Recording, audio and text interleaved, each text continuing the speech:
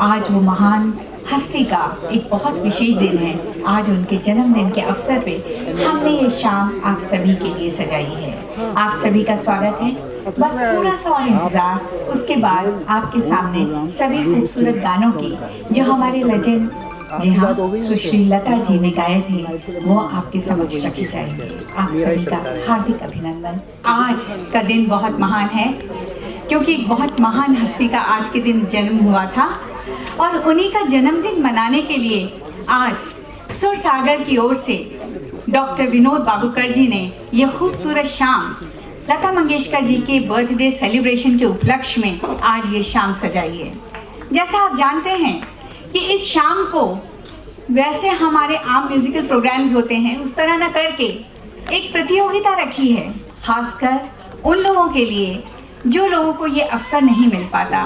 देखिए, भारत में हुनर की कमी नहीं है, लेकिन ऐसा हमें पाठ की जोहरी चाहिए होता है जो उस पत्थर को तराशे और तराश के उसको हीरा जैसी चमक दे। आज हमारे बीच में, हमारे समाज में, हमारे शहरों में कुछ लोग ऐसे ज़रूर हैं जिनके पास ये जज्बा है और वो ये सचमुच करके दिखाना चाहते हैं। उन्हीं में से एक हैं डॉक्टर विनोद बाबूकर जी, जिन्होंने ये बीड़ा उठाया, ये जज्बे को सामने लाए और उसको ध्यान में रखते हुए उन्होंने कुछ उन बालिकाओं को, उन बालकों को, इसके पहले भी प्रोग्राम करते आए हैं, ये इस शुभ अवसर पर उनको अवसर प्रदान करने का सोचा। जी हाँ, ये बहुत बड़ा एक चैलेंज था उनके सामने कि प्रतियोगियों को देश के विभिन्न हिस्सों में से बुलाया और उनको ठहराने से लेके रिहर्सल कराने तक, रिहर्सल कराकर इस मंच को प्रदान करने तक का सारा खर्चा खुद वहन किया। जी हाँ, उन्होंने ये इसलिए किया, प्रतिभाएं बहुत हैं, लेकिन हाँ, प्रतिभा को प्रतिभाशाली बनाने के लिए आप जैसे लोग चाहिए। जब आप उन्हें समझेंगे और सराहेंगे तो वो प्रतिभाएं निखर के इसी समाज का एक हिस्सा बनेंगी और अपनी चमक और अपने हुनर से इस जग को और रोशन करेंगी। जी हाँ, चमक जितनी भी हो और उस चमक को बनाए रखने के लिए साल दर साल लोग ऐसी तरह आते जाएं। आप समझ सकते हैं, ये एक ऐसा महाकुंभ है जिसमें आप सभी से सिर्फ स्नेह और सहयोग की आहुति चाहिए। आप अपना स्नेह और सहयोग हमें देते जाइए, हमारा हौसला बढ़ेगा और आने वाले दिनों में ये प्रतिभाएं कुछ और आगे आपके सामने आएंगी। आज जैसे लता मंगेशकर जी का दिन था तो कुछ हमने बालिकाओं को लिया था कि जो उस आवाज़ की, जी हाँ, लता मंगेशकर कोई एक ही होता है।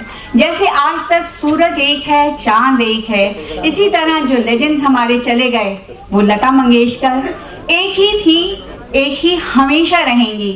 हम सब अगर कुछ कर रहे हैं और आज ये कन्याएं जो कुछ कर रही हैं, ये गर्ल्स कुछ कर रही हैं, तो ये सिर्फ एक श्रद्धा सुमन है जो उनको अपनी आवाज में ये श्रद्धा सुमन चढ़ाएंगी, अपने गीतों के द्वारा प्रस्तुत करेंगी आपके सामने। डॉक्टर विनोद बाबूकर ने ये बीड़ा उठाया है और वो इसको चाहते हैं, जैसा कि आप जानते हैं इसमें प्राइज अवार्ड्स भी रखे गए हैं, first prize, second prize and third prize, जैसा कि आप सभी जानते हैं। हमारे बीच में जजेस भी बैठे हैं, महानुभाव जजेस भी, हमने उनको आमंत्रित किया है और वो यहाँ उपस्थित हैं। अभी मैं उनका नाम भी लूँगी जो वो दीप प्रज्वलन के लिए आएंगे। उन्होंने 3 रिहर्सल के बाद, म्यूजिक डिजाइनर्स एक जाना माना नाम है, साउंड लिंकर्स आज हमारे साथ हैं जो कि दिल्ली में अपने नाम को बिल्कुल कसौटी पे खरे उतरते हैं। ऐसे लोगों की टीम बनाकर डॉक्टर विनोद बाबूकर जी, जो कि चेयरमैन है सुर सागर के, उन्होंने ये आज की शाम आपके लिए और सिर्फ आपके लिए बनाई है। आज भारत रत्न स्वर कोकिला जी का जन्मदिन है। जी हाँ, हमारी सबसे प्रिय गायिका लता मंगेशकर जी का। अगर हम कहें तो 7 सुरों की पर्याय, ब्रह्मांड की आज तक की सबसे सुरीली आवाज की स्वामिनी, न भूतो न भविष्यते, इस ब्रह्मांड की निर्विवाद इकलौती सुर सामग्री लता मंगेशकर जी का आज जन्मदिन है। मैं चाहती हूँ सबसे पहले एक बार जोरदार तालियां लता जी। बहुत मुश्किल होता है किसी की तारीफ करना। सदियों में कोई एकाध बार ऐसा होता है कि जब कोई इंसान इतना बड़ा हो जाता है कि जिसकी प्रशंसा नहीं की जा सकती, और इसलिए भी नहीं की जा सकती क्योंकि उनकी तारीफ की ही नहीं जा सकती। आप समझ रहे हैं, उनकी तारीफ की ही नहीं जा सकती क्योंकि तारीफ के लिए हमारे पास शब्द कम पड़ जाते हैं।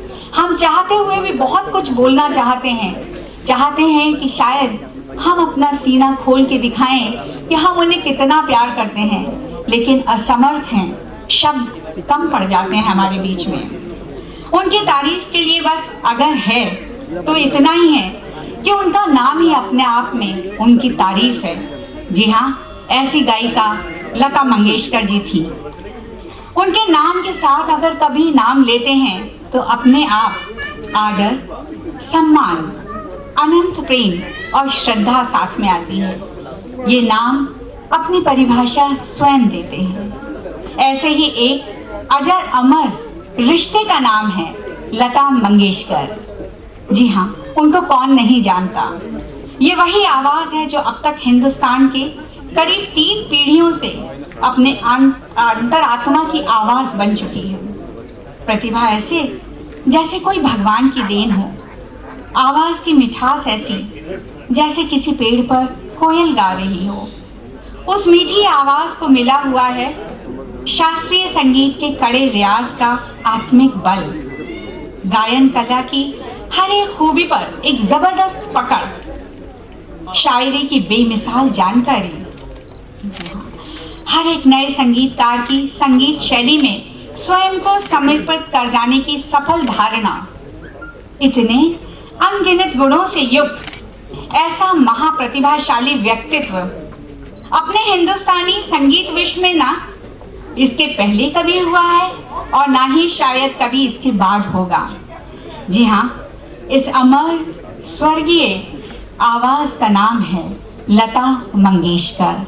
जी हाँ, इन लता मंगेशकर जी को आज के गीतों द्वारा हम श्रद्धा सुमन अर्पित करने की एक छोटी सी कोशिश करेंगे। जैसा कि मैंने आपको कहा, जितने भी सितारे हैं, जितने भी चांद, सूरज और लता मंगेशकर हैं, ये अपने आप में एक हैं। अगर कुछ कोशिश है तो वो हम जैसे कलाकारों की एक छोटी सी कोशिश होती है कि हम उनका अनुसरण कर पाएं। उन जैसा बनने में सदियां निकल जाती हैं।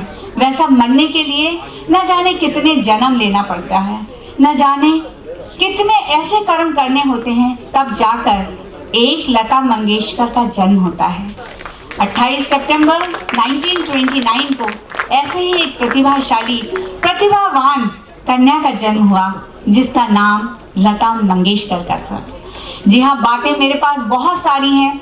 अपने आप में लता मंगेशकर एक महाकाव्य हैं जिनको कहते कहते और आप सुनते सुनते शायद थक जाएंगे, लेकिन वो महाकाव्य, वो गाथा कभी ख़त्म नहीं होगी।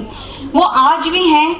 उनके अमर गीतों के साथ हमारी आने वाली पीढ़ियाँ भी उसकी आवाज़ का रस उनके कानों में घुलेगा, उनका अनुसरण करने का प्रयास करेंगी। जी हाँ, अब आप सभी जानते हैं कि मैं ज़्यादा बोलूँगी तो आप कहेंगे गाने कब होंगे, और गाने के लिए भी जो प्रतिभाएं हमारे बीच में आई हैं उनको अवसर देने के लिए मैं सबसे पहले नाम जो है, जी हाँ, मैं बुलाना चाहती हूँ कि वो आएं और अपना गाना आपके सामने पेश करें। ये दुनिया है जहाँ हम रहते हैं, जहाँ हमें कुछ लोग चाहते हैं और कुछ लोग ऐसे भी हैं जो शायद हमें पसंद भी नहीं करते। ऐसा ही लता मंगेशकर जी के साथ भी हुआ था कि उनको, ये बात शायद आप सभी को मालूम होगा कि उनको किसी ने खाने में स्लो पॉइजन दे दिया था, और वो हालत उनकी 3 महीने तक इतनी नासाज रही कि वो उठने बैठने के भी काबिल नहीं थी। न जाने ऐसा कौन सा वक्त आया था और किसके मन में इतना ज़्यादा उनके लिए कड़वाहट थी जिसने ये काम किया था। खैर, समय का पहिया घूमता गया, लता मंगेशकर जी ठीक हो गई और उसके बाद दोबारा अपनी गायकी में उन्होंने फिर से अपना परचम लहराया। जी हाँ, जिसका ना आदि होता है न जिसका अंत होता है। लता जी ने कुछ ऐसे ही गीत गाए, ऐसे ही आलाप गाए